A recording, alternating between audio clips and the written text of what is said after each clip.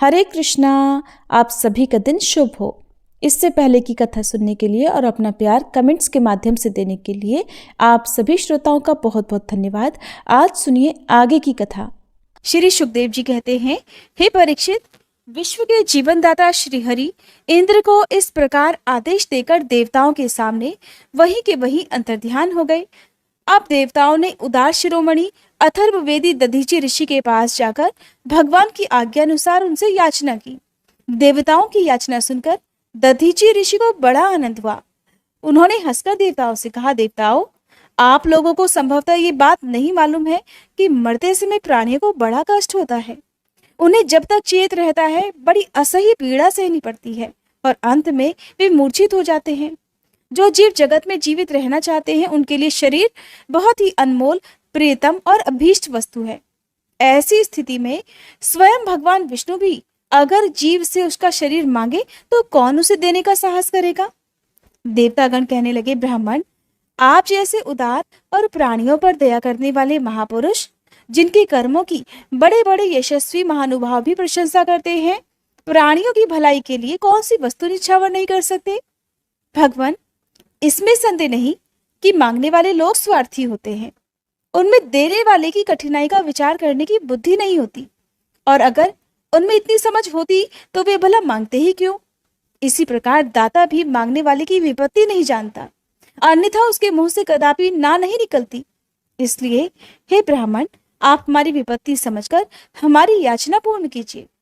दधीचि ऋषि कहने लगे, देवताओं, मैं आप लोगों के मुंह से धर्म की बात सुनने के लिए ही आपकी मांग के प्रति यह उपेक्षा दिखलाई थी। ये लीजिए, मैं अपने प्यारे शरीर को आप लोगों के लिए अभी छोड़े देता हूँ, क्योंकि एक दिन ये स्वयं ही मुझे छोड़ने वाला है। देव शिरोमणियों, जो मनुष्य इस विनाशी शरीर से दुखी होकर प्राणियों पर दया करके मुख्यतः धर्म और गौणतः यश का संपादन नहीं करता, वह जड़ पेड़ पौधे से भी गया पीता होता है। बड़े बड़े महात्माओं ने इस अविनाशी धर्म की उपासना की है। उसका स्वरूप बस इतना ही है कि मनुष्य किसी भी प्राणी के दुख में दुख का अनुभव करे और उसके सुख में सुख का। इससे पहले के अध्याय में एक जगह मैंने आपको बताया था कि महर्षि दधीचि ने अश्विनी कुमारों को घोड़े के सिर से उपदेश दिया था। उसकी एक छोटी सी कथा आपको संक्षेप में सुना देती हूँ, ध्यानपूर्वक सुनिएगा। ये कथा इस प्रकार है कि महर्षि दधीचि को यज्ञ कर्म विशेष और ब्रह्म विद्या का उत्तम ज्ञान है। ये जानकर एक बार उनके पास अश्विनी कुमार आए और उनसे ब्रह्म विद्या का उपदेश करने के लिए प्रार्थना की। दधीचि ऋषि कहने लगे, इस समय मैं किसी आवश्यक कार्य में लगा हुआ हूँ, इसलिए तुम फिर किसी समय आ जाना। इस पर अश्विनी कुमार चले गए।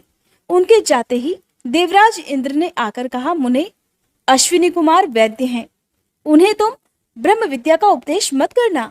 अगर तुम मेरी बात न मानकर उन्हें उपदेश करोगे तो मैं तुम्हारा सिर काट डालूंगा। जब ऐसा कहकर इंद्र चले गए तब अश्विनी कुमारों ने आकर फिर से वही प्रार्थना की।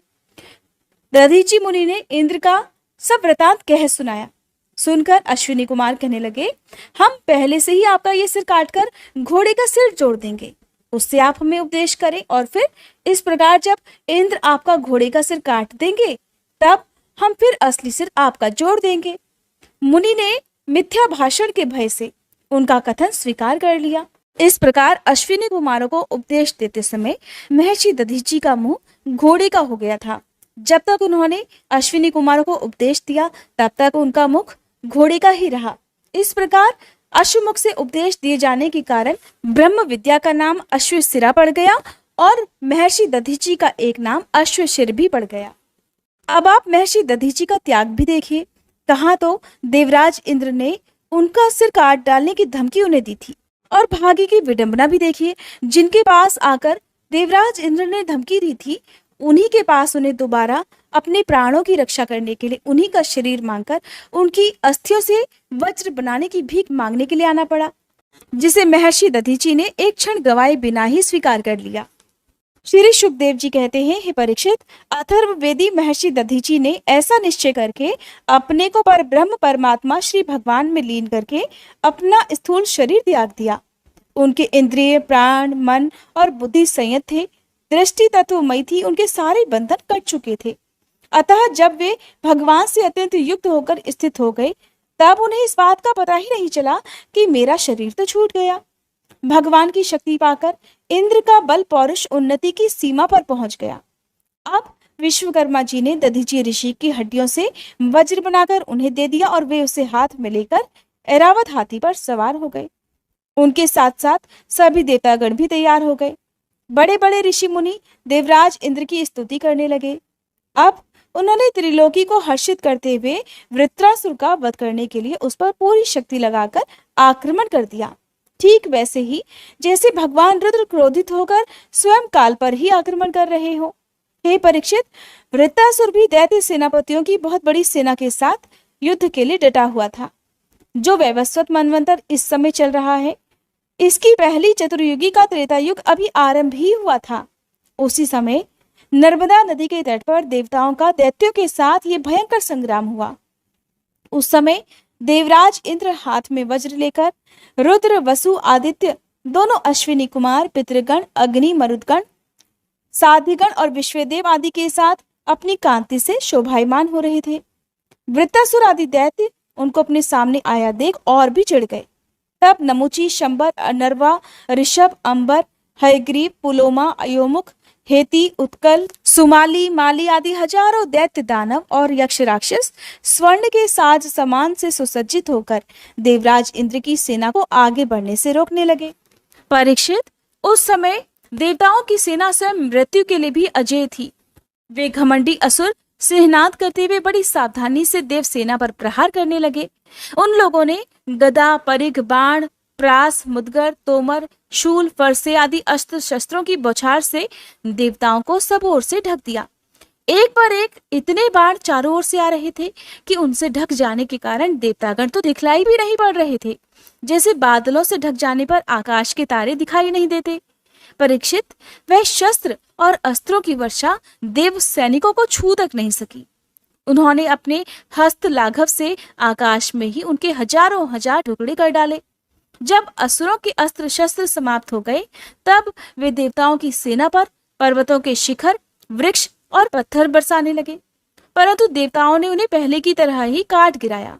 परीक्षित, जब वृत्रासुर के अनुयायी असुरों ने देखा कि उनके असंख्य अस्त्र शस्त्र भी देव सेना का कुछ नहीं बिगाड़ सके, यहाँ तक कि वृक्षों, चट्टानों और पहाड़ों के बड़े बड़े शिखरों से भी उनके शरीर पर खरोंच तक नहीं आई, सबके सब सकुशल है, तब तो वे बहुत डर गए। दैत्य लोग देवताओं को पराजित करने के लिए जो जो प्रयास करते, वे सब के सब निष्फल हो जाते। ठीक वैसे ही जैसे भगवान श्री कृष्ण के द्वारा सुरक्षित भक्तों पर शूद्र मनुष्यों की कठोर और अमंगलमय दुर्वचनों का कोई प्रभाव नहीं पड़ता। भगवत विमुख असुर अपना प्रयत्न व्यर्थ देखकर उत्साह रहित हो गए।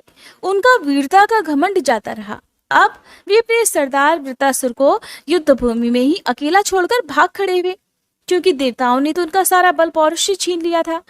जब धीर वीर वृत्रासुर ने देखा कि मेरे अनुयायी असुर भाग रहे हैं और अत्यंत भयभीत होकर मेरी सेना भी तहस नहस और तितर बितर हो रही है, तब वह हंसकर कहने लगा।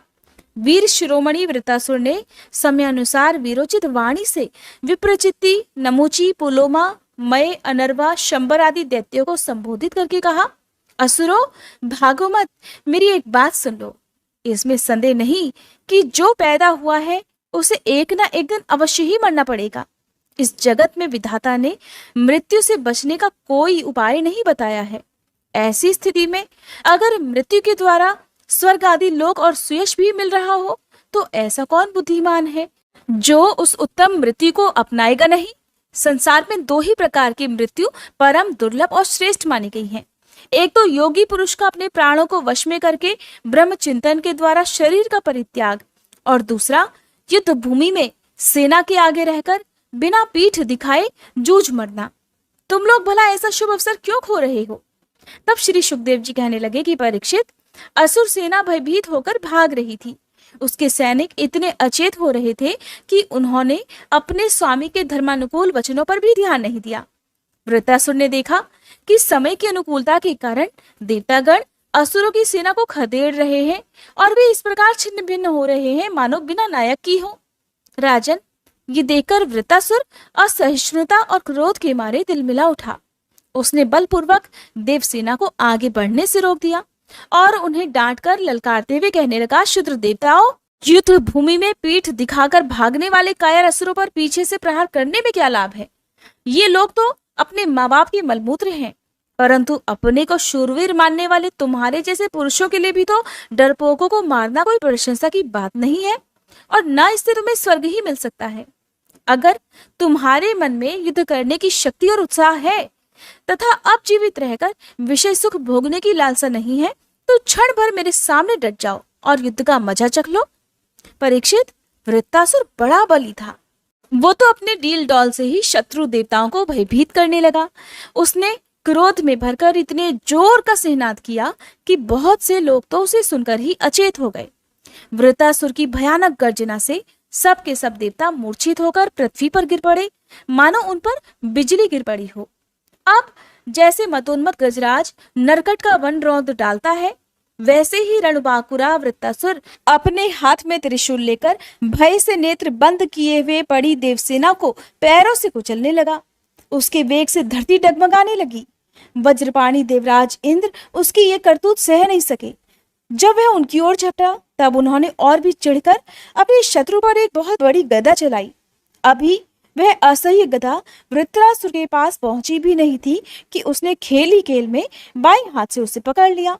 राजन, परम पराक्रमी वृत्रासुर ने क्रोध से आग बबूला होकर उसी गदा से इंद्र के वाहन ऐरावत के सिर पर बड़े जोर से गरजते हुए प्रहार कर दिया। उसके इस कार्य की सभी देवतागण बड़ी प्रशंसा करने लगे। वृत्तासुर की गदा के आघात से ऐरावत हाथी वज्राहत पर्वत के समान तिलमिला उठा। सिर फट जाने से वह अत्यंत व्याकुल हो गया और खून उगलता हुआ इंद्र को लिए हुए ही 28 हाथ पीछे हट गया। देवराज इंद्र अपने वाहन ऐरावत के मूर्छित हो जाने से स्वयं भी दुखी हो गए। ये देखकर युद्ध धर्म के मर्मज्ञ वृत्तासुर ने उनके ऊपर फिर से गदा नहीं चलाई। तब तक इंद्र ने अपने अमृत स्रावी हाथ के स्पर्श से घायल ऐरावत की व्यथा मिटा डाली और फिर से वे ऐरावत के साथ युद्ध भूमि में आ डटे। हे परीक्षित, जब वृत्तासुर ने देखा कि मेरे बड़े भाई विश्वरूप का वध करने वाला शत्रु इंद्र युद्ध के लिए हाथ में वज्र लेकर फिर मेरे सामने आ गया है, तब उसे उनके उस क्रूर पाप कर्म का स्मरण हो आया और वह शोक और मोह से युक्त होकर हंसता हुआ इंद्र से कहने लगा, आज मेरे लिए बड़े सौभाग्य का दिन है कि तुम्हारे जैसा शत्रु, जिसने विश्वरूप के रूप में ब्राह्मण, अपने गुरु और मेरे भाई की हत्या की है, मेरे सामने खड़ा है। अरे दुष्ट, अब शीघ्र से शीघ्र मैं तेरे पत्थर के समान कठोर हृदय को अपने शूल से विदीर्ण करके अपने भाई से उऋण होऊंगा। आहा, ये मेरे लिए कैसे आनंद की बात होगी। इंद्र, तूने मेरे आत्मवेता और निष्पाप बड़े भाई के, जो ब्राह्मण होने के साथ ही यज्ञ में दीक्षित और तुम्हारा गुरु भी था, विश्वास दिलाकर तलवार से तीनों सिर उतार लिए, ठीक वैसे ही जैसे स्वर्गगामी निर्दय मनुष्य यज्ञ में पशु का सिर काट डालता है। दया, लज्जा, लक्ष्मी और कीर्ति तुझे छोड़ चुकी है। तूने ऐसे ऐसे नीच कर्म किए हैं जिनकी निंदा मनुष्यों की तो बात ही क्या, राक्षस तक करते हैं। आज मेरे त्रिशूल से तेरा शरीर टुकड़े टुकड़े हो जाएगा। बड़े कष्ट से तेरी मृत्यु होगी इंद्र। तेरे जैसे पापी को आग भी नहीं जलाएगी, तुझे तो गीध नोच नोच कर खाएंगे। ये अज्ञानी देवता तेरे जैसे नीच और क्रूर की अनुयायी बनकर मुझ पर शस्त्रों से प्रहार कर रहे हैं। मैं अपने तीखे त्रिशूल से इन सब की गर्दन काट डालूंगा और उन कटे हुए सिरों द्वारा गणों के सहित भैरवादी भूतनाथों को बलि चढ़ाऊंगा। वीर इंद्र, ये भी संभव है कि तू मेरी सेना को छिन्न भिन्न करके अपने वज्र से मेरा सिर काट ले। तब तो मैं अपने शरीर की बलि पशु पक्षियों को समर्पित करके कर्म बंधन से मुक्त होकर महापुरुषों की चरण रज का सहारा ग्रहण करूंगा। जिस लोक में महापुरुष जाते हैं, मैं वहां पहुंच जाऊंगा। देवराज, देख, मैं तेरे सामने खड़ा हूं, तेरा शत्रु हूं। अब तू मुझ पर अपना अमोघ वज्र क्यों नहीं छोड़ता? तू ये संदेह मत कर कि जैसे तेरी गदा निष्फल हो गई, कृपण पुरुष से की हुई याचना के समान ये वज्र भी वैसे ही निष्फल हो जाएगा।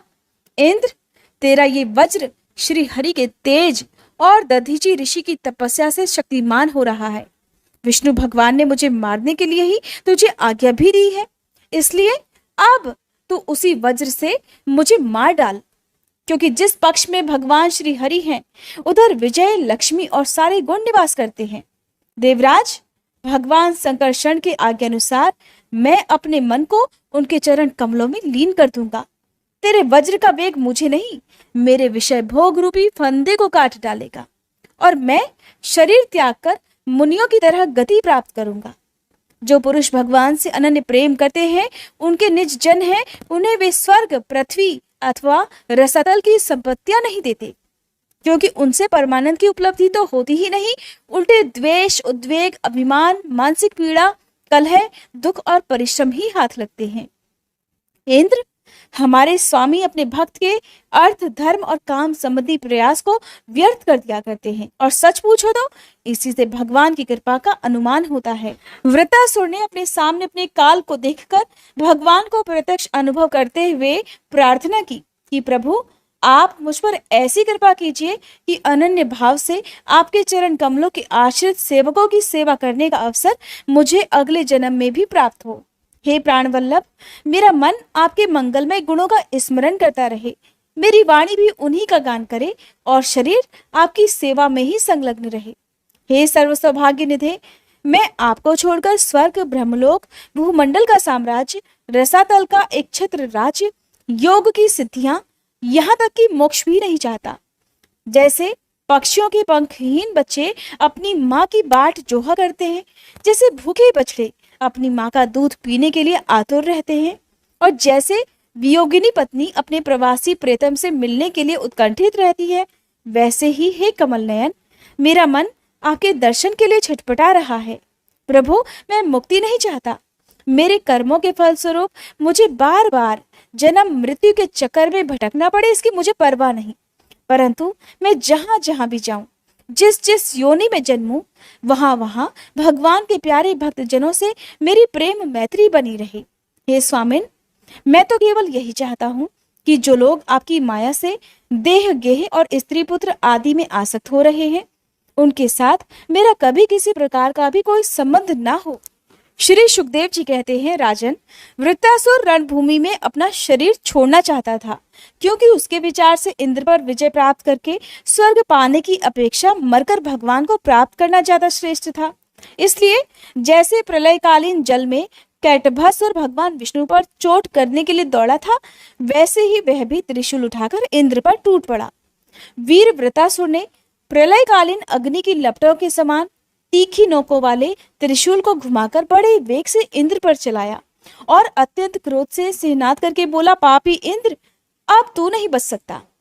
इंद्र ने ये देखकर कि वह भयंकर त्रिशूल ग्रह और उल्का के समान चक्कर काटता हुआ आकाश में आ रहा है, इसी प्रकार की अधीरता नहीं प्रकट की और उस त्रिशूल के साथ ही वासुकी नाग के समान वृत्तासुर की विशाल भुजा अपने 100 गांठों वाले वज्र से काट डाली। एक बाह कट जाने पर वृत्तासुर को बहुत क्रोध आया। उसने वज्रधारी इंद्र के पास जाकर उनकी ठोड़ी में और गजराज ऐरावत पर परिघ से ऐसा प्रहार किया कि उनके हाथ से वह वज्र ही गिर पड़ा। वृत्तासुर के इस अत्यंत अलौकिक कार्य को देखकर देवता, असुर, चारण, सिद्धगण आदि सभी प्रशंसा करने लगे, परंतु इंद्र का संकट देखकर वे ही लोग बार बार हाय हाय कहकर चिल्लाने लगे।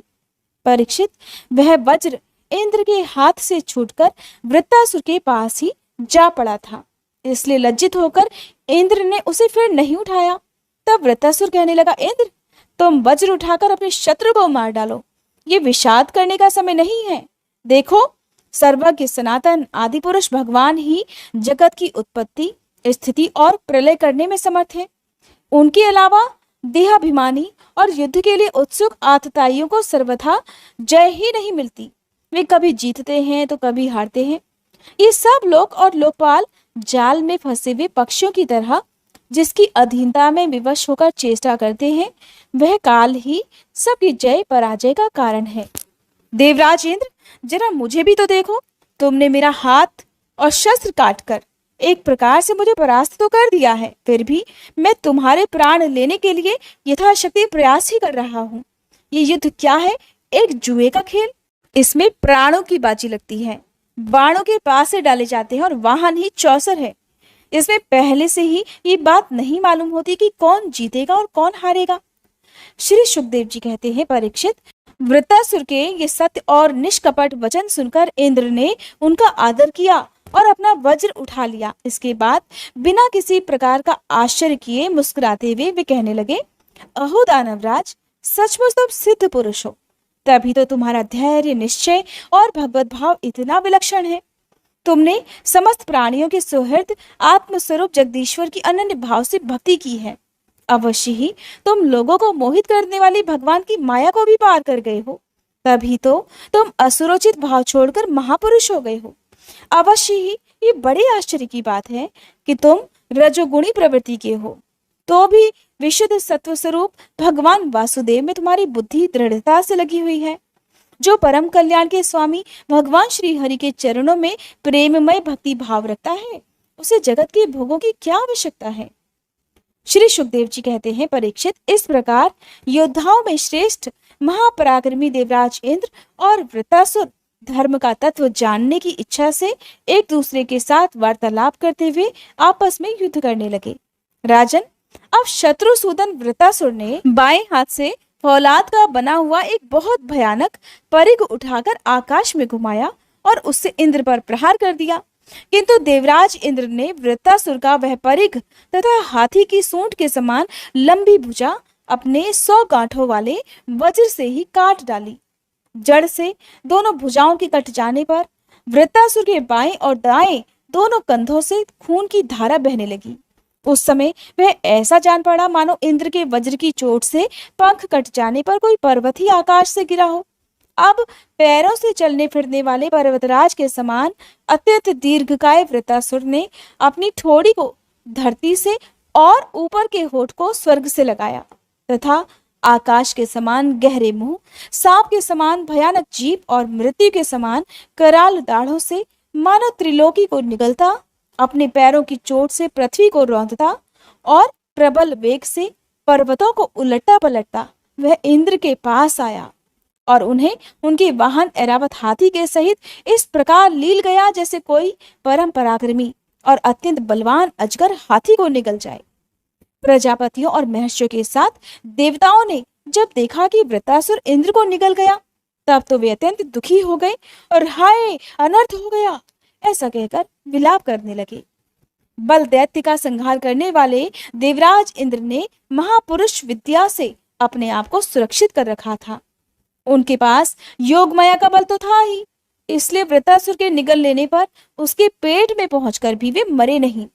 उन्होंने अपने वज्र से उसकी कोख फाड़ डाली और उसके पेट से निकलकर बड़े वेग से उसका पर्वत शिखर के समान ऊंचा सिर काट डाला। सूर्यादि ग्रहों की उत्तरायण दक्षिणायन रूप गति में जितना समय लगता है, उतने दिनों में अर्थात 1 वर्ष में वृत्तवध का योग उपस्थित होने पर घूमते हुए उस तीव्र वेगशाली वज्र ने उसकी गर्दन को सब ओर से काटकर धरती पर गिरा दिया। उस समय आकाश में दुंदुभियां बजने लगी। महर्षियों के साथ गंधर्व, सिद्ध, आदि वृत्त घाती और इंद्र का पराक्रम सूचित करने वाले मंत्रों से उनकी स्तुति करके बड़े आनंद के साथ उन पर पुष्पों की वर्षा करने लगे।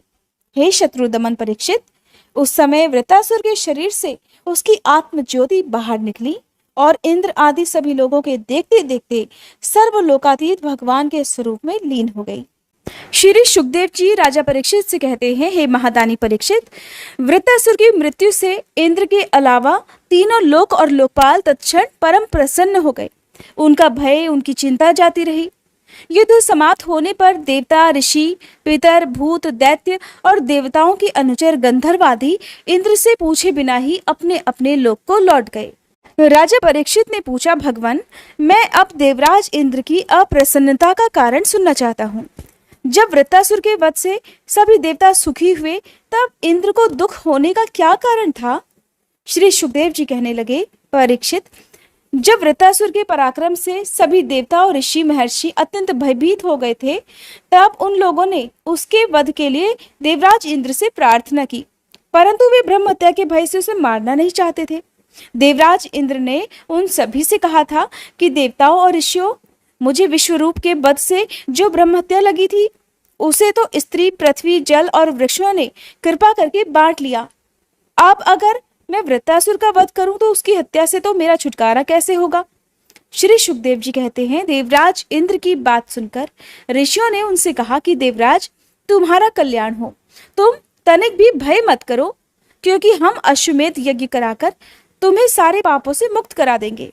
अश्वमेध यज्ञ के द्वारा सबके अंतर्यामी सर्वशक्तिमान परमात्मा नारायण देव की आराधना करके तुम संपूर्ण जगत का वध करने के पाप से भी मुक्त हो जाओगे। फिर वृत्तासुर के वध की तो बात ही क्या है। देवराज, भगवान के नाम कीर्तन मात्र से ही ब्राह्मण पिता, गौ माता, आचार्य आदि की हत्या करने वाले महापापी, कुत्ते का मांस खाने वाले चांडाल और कसाई भी शुद्ध हो जाते हैं। हम लोग अश्वमेध नामक महायज्ञ का अनुष्ठान करेंगे।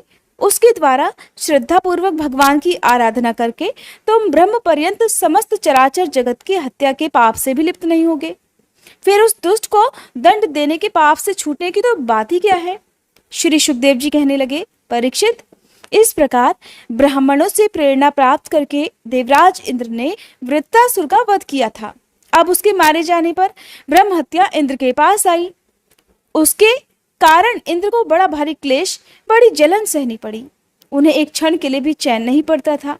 सच है, जब किसी संकोची सज्जन पर कलंक लग जाता है, तब उसके धैर्य आदि गुण भी उसे सुखी नहीं कर पाते। देवराज इंद्र ने देखा कि ब्रह्महत्या साक्षात चंडाली के समान उसके पीछे पीछे दौड़ी आ रही है। बुढ़ापे के कारण उसके सारे अंग कांप रहे हैं और क्षय रोग उसे सता रहा है। उसके सारे वस्त्र खून से लथपथ हो रहे हैं। वह अपने सफेद सफेद बालों को बिखेरे ठहर जा इस प्रकार चिल्लाती आ रही है। उसके श्वास के साथ मछली की सी दुर्गंध आ रही है, जिसके कारण मार्ग भी दूषित होता जा रहा है। हे राजन, देवराज इंद्र उसके भय से दिशाओं और आकाश में भागते फिरे। अंत में कहीं भी शरण न मिलने के कारण उन्होंने पूर्व और उत्तर के कोने में स्थित मानसरोवर में शीघ्रता से प्रवेश किया। देवराज इंद्र मानसरोवर के कमलनाल के तंतुओं में 1000 वर्षों तक छिपकर निवास करते रहे और सोचते रहे कि इस ब्रह्महत्या से मेरा छुटकारा कैसे होगा। इतने दिनों तक उन्हें भोजन के लिए किसी प्रकार की सामग्री नहीं मिल सकी, क्योंकि वे अग्नि देवता के मुख से भोजन करते हैं और अग्नि देवता जल के भीतर कमल तंतुओं में जा नहीं सकते थे। जब तक देवराज इंद्र कमल तंतुओं में छिपे रहे, तब तक अपनी विद्या, तपस्या और योग बल के प्रभाव से राजा नहुष स्वर्ग का शासन करते रहे। परंतु जब उन्होंने संपत्ति और ऐश्वर्य के मद से अंधे होकर इंद्रपत्नी शची के साथ ही अनाचार करना चाहा, तब शची ने उनसे ऋषियों का अपराध करवाकर उन्हें श्राप दिलवा दिया, जिससे वे सांप हो गए। फिर सत्य के परम पोषक भगवान का ध्यान करने से इंद्र के पाप नष्ट प्राय हो गए। तब ब्राह्मणों के बुलवाने पर वे पुनः स्वर्गलोक को गए। कमल वन विहारिणी विष्णु पत्नी लक्ष्मी जी देवराज इंद्र की रक्षा कर रही थी और पूर्वोत्तर दिशा के अधिपति रुद्र ने पाप को तो पहले ही निस्तेज कर दिया था, जिससे वह इंद्र पर आक्रमण नहीं कर सका। हे परीक्षित, इंद्र के स्वर्ग में आ जाने पर ब्रह्म ऋषियों ने वहां आकर भगवान की आराधना के लिए इंद्र को अश्वमेध यज्ञ की दीक्षा दी, उनसे यज्ञ करवाया। जब वेदवादी ऋषियों ने उनसे अश्वमेध यज्ञ करवाया तथा देवराज इंद्र ने उस यज्ञ के द्वारा सर्वदेव स्वरूप पुरुषोत्तम भगवान की आराधना की, तब भगवान आराधना के प्रभाव से वृत्तासुर के वध की वह बहुत बड़ी पाप राशि इस प्रकार भस्म हो गई, जैसे सूर्योदय से कोहरे का नाश हो जाया करता है। जब मरीचि आदि मुनीश्वरों ने उनसे विधि पूर्वक अश्वमेध यज्ञ करवाया, तब उसके द्वारा सनातन पुरुष यज्ञपति भगवान की आराधना करके इंद्र सभी पापों से छूट गए और पहले की तरह फिर से पूजनीय हो गए। हे परीक्षित, इस श्रेष्ठ आख्यान में इंद्र की विजय, उनकी पापों से मुक्ति और भगवान के प्यारे भक्त वृत्तासुर का वर्णन हुआ है। इसमें तीर्थों को भी तीर्थ बनाने वाले भगवान के अनुग्रह आदि गुणों का संकीर्तन है। ये सारे पापों को धो बहाता है और भक्ति को बढ़ाता है। बुद्धिमान पुरुष को चाहिए कि वे इस इंद्र संबंधी आख्यान को सदा सर्वदा पढ़ें और सुनें। विशेषतः पर्वों के अवसर पर तो अवश्य ही इसका सेवन करें। ये धन और यश को बढ़ाता है, सारे पापों से छुड़ाता है, शत्रुओं पर विजय दिलाता है तथा आयु और मंगल की भी अभिवृद्धि करता है। राजा परीक्षित ने कहा कि भगवान, वृत्तासुर का स्वभाव तो बड़ा रजोगुणी और तमोगुणी था। वह देवताओं को कष्ट पहुंचाकर पाप भी करता ही था। ऐसी स्थिति में भगवान नारायण के चरणों में उसकी सुदृढ़ भक्ति कैसे हो गई? हे भगवान, इस पृथ्वी के धूलि कणों के समान ही जगत के प्राणी भी असंख्य हैं। उनमें से कुछ मनुष्य आदि श्रेष्ठ जीव ही अपने कल्याण की चेष्टा करते हैं। हे ब्राह्मण, उनमें भी संसार से मुक्ति चाहने वाले तो विरले ही होते हैं, और मोक्ष चाहने वाले हजारों में मुक्ति या सिद्धि लाभ तो कोई सा ही कर पाता है। महामुने, करोड़ों सिद्ध और मुक्त पुरुषों में भी वैसे शांतचित्त महापुरुष का मिलना तो बहुत ही कठिन है, जो एकमात्र भगवान के ही परायण हो। ऐसी अवस्था में वृत्रासुर, जो सब लोगों को सताता था और बड़ा पापी था, उस भयंकर युद्ध के समय भगवान श्री कृष्ण में अपनी वृत्तियों को इस प्रकार दृढ़ता से लगा सका, इसका क्या कारण है? प्रभु, इस विषय में हमें बहुत अधिक संदेह है और सुनने का भी बड़ा कौतूहल है। अहो, वृत्रासुर का बल पौरुष कितना महान था कि उसने रणभूमि में देवराज इंद्र को भी संतुष्ट कर दिया। श्री सूत जी कहते हैं, हे शौनक आदि ऋषियों, भगवान सुखदेव जी ने परम श्रद्धालु राजर्षि परीक्षित का यह श्रेष्ठ प्रश्न सुनकर उनका अभिनंदन करते हुए ये बात कही। श्री सुखदेव जी ने कहा, परीक्षित, तुम सावधान होकर ये इतिहास सुनो। मैंने इसे अपने पिता व्यास जी, देवर्षि नारद और महर्षि देवल के मुंह से भी विधि पूर्वक सुना है। प्राचीन काल की बात है। शूरसेन देश में चक्रवर्ती सम्राट महाराज चित्रकेतु राज्य करते थे। उनके राज्य में पृथ्वी स्वयं ही प्रजा के इच्छा अनुसार अन्न, रस आदि दे दिया करती थी। उनके 1 करोड़ रानियां थीं और वे स्वयं संतान उत्पन्न करने में समर्थ भी थे, परंतु उन्हें उनमें से किसी के भी गर्भ से कोई संतान नहीं हुई। यो तो महाराज चित्रकेतु को किसी बात की कमी नहीं थी। सुंदरता, उदारता, युवावस्था, कुलीनता, विद्या, ऐश्वर्य और संपत्ति आदि गुणों से वे संपन्न थे। फिर भी उनकी पत्नियां बांझ थी, इसीलिए उन्हें बड़ी चिंता सताती थी। वे सारी पृथ्वी के एक छत्र सम्राट थे। बहुत सी सुंदर रानियां थी और सारी पृथ्वी उनके वश में थी। सभी प्रकार की संपत्तियां उनकी सेवा में उपस्थित थी, परंतु वे सब वस्तुएं भी उन्हें सुखी नहीं कर सकी। एक दिन शाप और वरदान देने में समर्थ अंगिरा ऋषि स्वच्छंद रूप से विभिन्न लोकों में विचरते हुए राजा चित्रकेतु के महल में पहुंच गए। राजा ने अर्घ आदि से उनकी विधिवत पूजा अर्चना की। अतिथि सत्कार हो जाने के बाद जब अंगिरा ऋषि सुखपूर्वक आसन पर विराज गए, तब राजा चित्रकेतु भी शांत भाव से उनके पास ही बैठ गए। महाराज, महर्षि अंगिरा ने देखा कि ये राजा तो बहुत विनयी है और मेरे पास पृथ्वी पर बैठकर मेरी भक्ति कर रहा है। तब उन्होंने चित्रकेतु को संबोधित करके उसे आदर देते हुए ये बात कही। अंगिरा ऋषि ने कहा, राजन, तुम अपनी प्रकृतियों, गुरु, मंत्री, राष्ट्र, दुर्ग, कोश, सेना और मित्र के साथ सकुशल तो हो ना? जैसे जीव महत्त्वादि 7 आवरणों से घिरा रहता है, वैसे ही राजा भी इन 7 प्रकृतियों से घिरा रहता है। उनके कुशल से ही राजा की कुशल है। हे नरेंद्र, जिस प्रकार राजा अपनी उपर्युक्त प्रकृति के अनुकूल रहने पर ही राज्य सुख भोग सकता है, वैसे ही प्रकृतियां भी अपनी रक्षा का भार राजा पर छोड़कर सुख और समृद्धि का लाभ कर सकती हैं। हे राजन, तुम्हारी रानियां, प्रजा, मंत्री, सेवक, व्यापारी, दीवान, नागरिक, देशवासी, राजा और पुत्र तुम्हारे वश में तो है ना? सच्ची बात तो यह है कि जिसका मन अपने वश में है, उसके तो ये सभी वश में हो जाते हैं। इतना ही नहीं, सभी लोक और लोकपाल भी बड़ी सावधानी से उसे भेंट देकर उसकी प्रसन्नता ही चाहते हैं। परंतु मैं देख रहा हूं कि तुम स्वयं संतुष्ट नहीं हो। जरूर तुम्हारी कोई कामना अपूर्ण है। तुम्हारे मुंह पर किसी आंतरिक चिंता के चिन्ह झलक रहे हैं। तुम्हारे इस असंतोष का कारण कोई और है या स्वयं तुम ही हो? परीक्षित, महर्षि अंगिरा ये जानते थे कि राजा के मन में किस बात की चिंता है। फिर भी उन्होंने उनसे चिंता के संबंध में अनेकों प्रश्न पूछे। चित्रकेतु को तो संतान की कामना थी, अतः महर्षि के पूछने पर उन्होंने विनय से झुककर निवेदन किया कि भगवान, जिन योगियों के तपस्या, ज्ञान, धारणा, ध्यान और समाधि के द्वारा सारे पाप नष्ट हो चुके हैं, उनके लिए प्राणियों के बाहर या भीतर की ऐसी कौन सी बात है जिसे वे ना जानते हो? ऐसा होने पर भी जब आप सब कुछ जानबूझकर मुझसे मेरे मन की चिंता पूछ रहे हैं, तब मैं आपकी आज्ञा और प्रेरणा से अपनी चिंता आपके चरणों में निवेदित करता हूँ। मुझे पृथ्वी का साम्राज्य, ऐश्वर्य और संपत्तियां, जिनके लिए लोकपाल भी लालयित रहते हैं, सब कुछ प्राप्त है। परंतु हे महर्षि, संतान ना होने के कारण मुझे इन सुख भोगों से उसी प्रकार तनिक भी शांति नहीं मिल रही, जैसे कोई भूखे प्यासे प्राणी को अन्न जल के सिवा दूसरे भोगों से नहीं मिलती। हे महर्षि, मैं तो दुखी हूं ही, पिंडदान न मिलने की आशंका से मेरे पितर भी दुखी हो रहे हैं। अब आप हमें संतान दान करके परलोक में प्राप्त होने वाले घोर नरक से भी उबारिए और ऐसी व्यवस्था कीजिए कि मैं लोक परलोक के सभी दुखों से मुक्ति पालूं। श्री सुखदेव जी कहते हैं, परीक्षित, जब राजा चित्रकेतु ने इस प्रकार प्रार्थना की, तब सर्व समर्थ और परम कृपालु ब्रह्मपुत्र भगवान अंगिरा ने त्वष्टा देवता के योग्य चरु निर्माण करके उससे उनका यजन किया। परीक्षित, राजा चित्रकेतु की रानियों में सबसे बड़ी और सद्गुणवती महारानी कृतद्युति थी।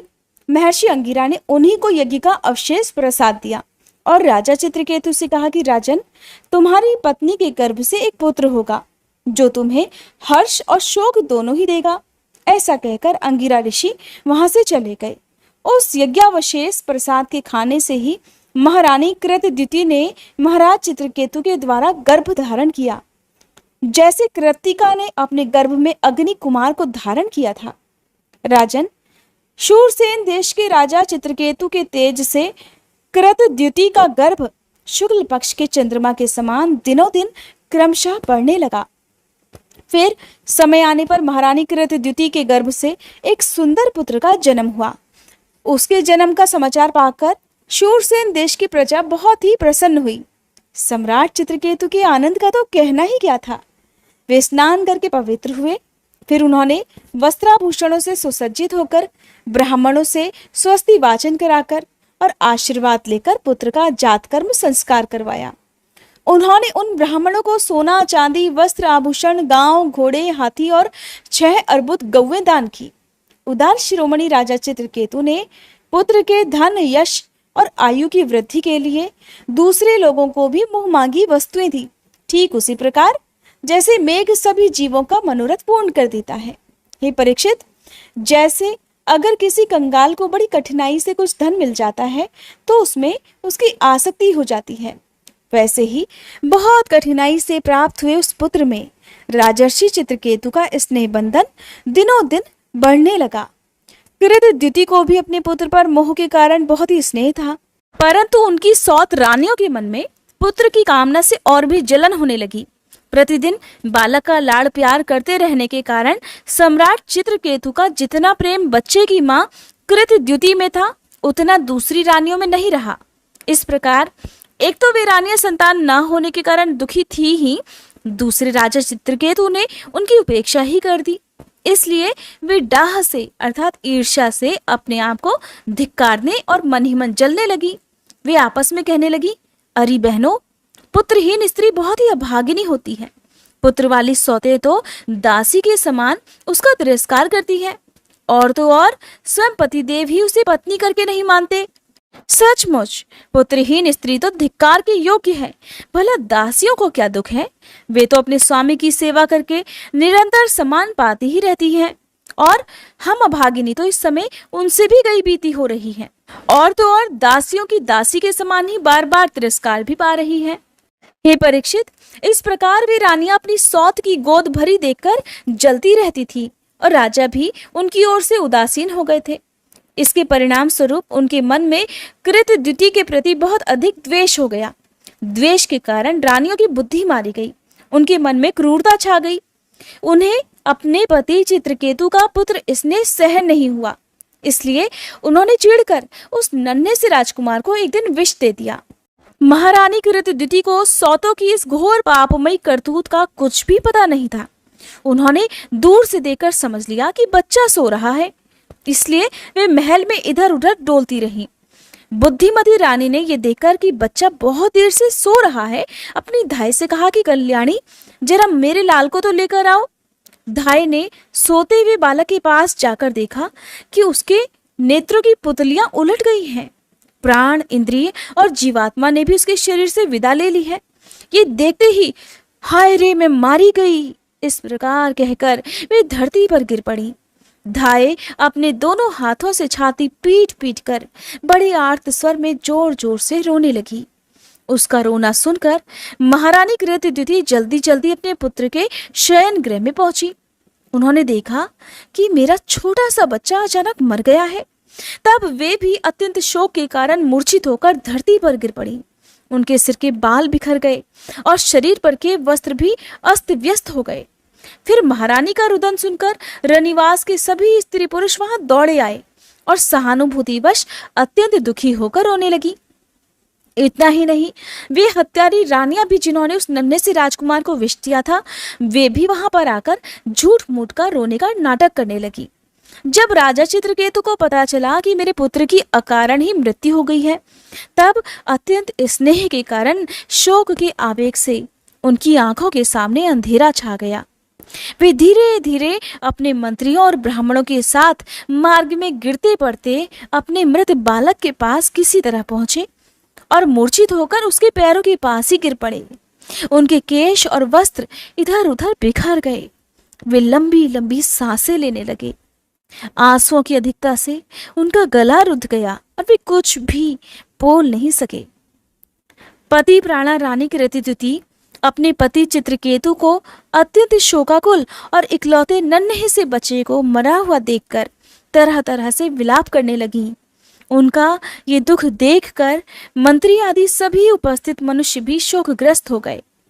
महारानी के नेत्रों से इतने आंसू बह रहे थे कि उनकी आंखों का अंजन लेकर केसर और चंदन से चर्चित वक्ष स्थल को भिगोने लगे।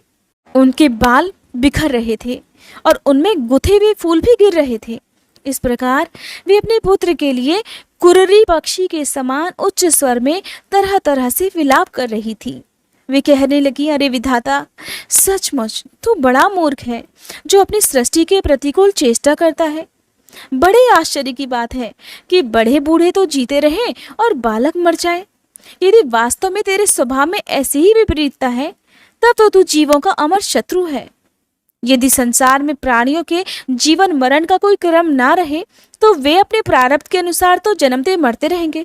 फिर तेरी आवश्यकता ही क्या है? तूने संबंधियों में स्नेह बंधन तो इसलिए डाल रखा है कि वे तेरी सृष्टि को बढ़ाएं, परंतु तू इस प्रकार बच्चे को मारकर अपने किए कराए पर अपने हाथों पानी फेर रहा है। फिर रानी अपने मृत पुत्र की ओर देखकर कहने लगी, बेटा, मैं तुम्हारे बिना अनाथ और दीन हो रही हूँ। मुझे छोड़कर इस तरह से चले जाना बिल्कुल भी ठीक नहीं है।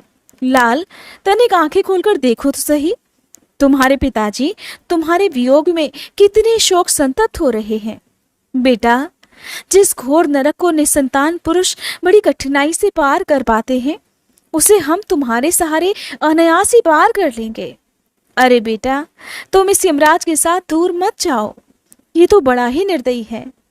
मेरे प्यारे लल्ला ओ राजकुमार, उठो। बेटा देखो तो, तुम्हारे साथी बालक तुम्हें खेलने के लिए बुला रहे हैं और तुम्हें तो सोते सोते बहुत देर हो गई। अब तो भूख भी लगी होगी। उठो, चलो कुछ खा लो, और कुछ नहीं तो चलो मेरा दूध ही पी लो और अपने स्वजन संबंधी हम लोगों का शोक दूर करो। प्यारे लाल, आज मैं तुम्हारे मुखारविंद पर वो भोली भाली सी मुस्कुराहट और आनंद भरी चितवन नहीं देख पा रही।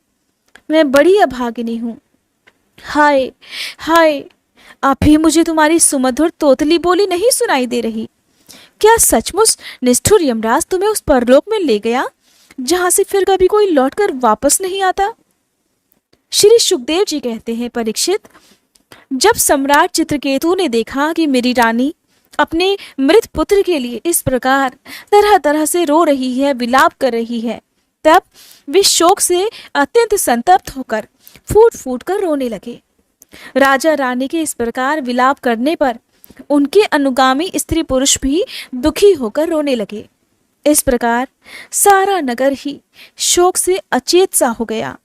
राजन, महर्षि अंगिरा और देवर्षि नारद ने देखा कि राजा चित्रकेतु पुत्र शोक के कारण चेताहीन हो रहे हैं, यहाँ तक कि उन्हें समझाने वाला भी कोई नहीं है। तब वे दोनों वहां आए। श्री सुखदेव जी कहते हैं, हे परीक्षित, राजा चित्रकेतु शोकग्रस्त होकर मुर्दे के समान अपने मृत पुत्र के पास ही पड़े हुए थे। अब महर्षि अंगिरा और देवर्षि नारद उन्हें सुंदर सुंदर उक्तियों से समझाने लगे। उन्होंने कहा, हे राजन, जिसके लिए तुम इतना शोक कर रहे हो, वह बालक इस जन्म और पहले के जन्मों में तुम्हारा कौन था, उसके तुम कौन थे, और अगले जन्मों में भी उसके साथ तुम्हारा क्या संबंध रहेगा। जैसे जल के वेग से बालू के कण एक दूसरे से जुड़ते और बिछुड़ते रहते हैं, वैसे ही समय के प्रवाह में प्राणियों का भी मिलन और बिछोह होता ही रहता है। राजन, जैसे कुछ बीजों से दूसरे बीज उत्पन्न होते हैं और नष्ट हो जाते हैं, वैसे ही भगवान की माया से प्रेरित होकर प्राणियों से अन्य प्राणी भी उत्पन्न होते हैं और नष्ट हो जाते हैं। राजन, तुम और हम लोगों के साथ इस जगत में जितने भी चराचर प्राणी वर्तमान हैं, वे सब अपने जन्म के पहले नहीं थे और मृत्यु के बाद भी नहीं रहेंगे। इससे सिद्ध है कि इस समय भी उनका अस्तित्व नहीं है, क्योंकि सत्य वस्तु तो सब समय एक सी रहती है। भगवान ही समस्त प्राणियों के अधिपति हैं। उनमें जन्म मृत्यु आदि विकार बिल्कुल नहीं है। उन्हें न किसी की इच्छा है और न अपेक्षा। वे अपने आप परतंत्र प्राणियों की सृष्टि कर लेते हैं और उनके द्वारा अन्य प्राणियों की रचना, पालन और संहार भी करते हैं। ठीक वैसे ही जैसे बच्चे घर घरौंदे खेल खिलौने बना बनाकर बिगाड़ते रहते हैं। परीक्षित, जैसे एक बीज से दूसरा बीज उत्पन्न होता है, वैसे ही पिता की देह द्वारा माता की देह से पुत्र की देह उत्पन्न होती है। पिता, माता और पुत्र जीव के रूप में देही हैं और बाह्य दृष्टि से केवल शरीर। श्री सुखदेव जी कहते हैं, राजन, जब महर्षि अंगिरा और देवर्षि नारद ने इस प्रकार राजा चित्रकेतु को समझाया बुझाया, तब उन्होंने कुछ धीरज धारण करके शोक से मुरझाए हुए अपने मुख को हाथ से पोंछा और उनसे कहा, आप दोनों परम ज्ञानवान और महान से भी महान जान पड़ते हैं और अपने को अवधूत वेश में छिपाकर यहाँ आए हैं। कृपा करके बताइए, आप लोग हैं कौन? मैं जानता हूँ कि बहुत से भगवान के प्यारे ब्रह्मवेत्ता मेरे जैसे विषयासक्त प्राणियों को उपदेश करने के लिए उन्मत्त का सा वेश बनाकर पृथ्वी पर स्वच्छंद विचरा करते हैं। सनत कुमार, नारद, ऋभु, अंगिरा, देवल, आसित, व्यास, मार्कंडेय, याज्ञवल्क्य, कौसल्य, श्रुतदेव, रोमश, च्यवन, दत्तात्रेय, ये सब तथा दूसरे सिद्धेश्वर ऋषि मुनि ज्ञान दान करने के लिए पृथ्वी पर विचरते रहते हैं। स्वामियों, मैं विषय भोगों में फंसा हुआ मूढ़ बुद्धि ग्राम्य पशु हूँ और अज्ञान के घोर अंधकार में डूब रहा हूँ। आप लोग मुझे ज्ञान की ज्योति से प्रकाश के क्षेत्र में ले जाइए। महर्षि अंगिरा ने कहा कि राजन, जिस समय तुम पुत्र के लिए बहुत लालयित थे, तब मैंने ही तुम्हें पुत्र दिया था। मैं अंगिरा हूँ। ये जो तुम्हारे सामने खड़े हैं, स्वयं ब्रह्मा जी के पुत्र सर्व समर्थ देवर्षि नारद हैं। जब हम लोगों ने देखा कि तुम पुत्र शोक के कारण बहुत ही घने अज्ञान अंधकार में डूब रहे हो, तब सोचा कि तुम भगवान के भक्त हो, शोक करने योग्य नहीं हो, इसलिए तुम पर अनुग्रह करने के लिए ही हम दोनों यहाँ आए हैं। राजन, सच्ची बात तो यह है कि जो भगवान और ब्राह्मणों का भक्त है, उसे किसी भी अवस्था में शोक नहीं करना चाहिए। जिस समय पहले पहल में तुम्हारे घर आया था, उसी समय मैं तुम्हें परम ज्ञान का उपदेश देता, परंतु मैंने देखा कि अभी तो तुम्हारे हृदय में पुत्र की उत्कट लालसा है, इसलिए उस समय तुम्हें ज्ञान न देकर मैंने केवल तुम्हें पुत्र ही दिया। अब तुम स्वयं अनुभव कर रहे हो कि पुत्रवानों को कितना दुख होता है। यही बात स्त्री, घर, धन, विविध प्रकार के ऐश्वर्य, संपत्तियां, पृथ्वी, राज्य, सेना, खजाना, इष्ट मित्र सब के लिए है, क्योंकि ये सब के सब अनित्य हैं। शूरसेन, इसलिए ये सभी शोक, मोह, भय और दुख के कारण हैं। मन के खेल खिलौने हैं, सर्वथा कल्पित और मिथ्या हैं, क्योंकि ये न होने पर भी दिखाई पड़ रहे हैं, और यही कारण है कि ये एक क्षण दिखने पर दूसरे ही क्षण लुप्त भी हो जाते हैं। इसलिए तुम अपने मन को विषयों में भटकने से रोककर शांत करो, स्वस्थ करो, और फिर उस मन के द्वारा अपने स्वास्तिक रूप का विचार करो तथा इस द्वैत भ्रम में नित्यत्व की बुद्धि छोड़कर परम शांति रूप परमात्मा में लीन हो जाओ। देवर्षि नारद ने कहा, राजन, तुम अब एकाग्र चित्त से मुझसे यह मंत्रोपनिषद ग्रहण करो। इसे धारण करने से 7 रात में ही तुम्हें भगवान संकर्षण का ज्ञान दर्शन होगा। नरेंद्र, प्राचीन काल में भगवान शंकर आदि ने श्री शंकरशरण देव के ही चरण कमलों का आश्रय लिया था। इससे उन्होंने द्वैत भ्रम का परित्याग कर दिया और उनकी उस महिमा को प्राप्त हुए जिससे बढ़कर तो कोई है ही नहीं, समान भी नहीं है। तुम भी बहुत ही शीघ्र भगवान के उसी परम पद को प्राप्त कर लोगे। हरे कृष्णा। आज के अध्याय में बस इतना ही। इसके आगे का वृतांत जानने के लिए आप कृपया अगले अध्याय का इंतजार जरूर कीजिएगा।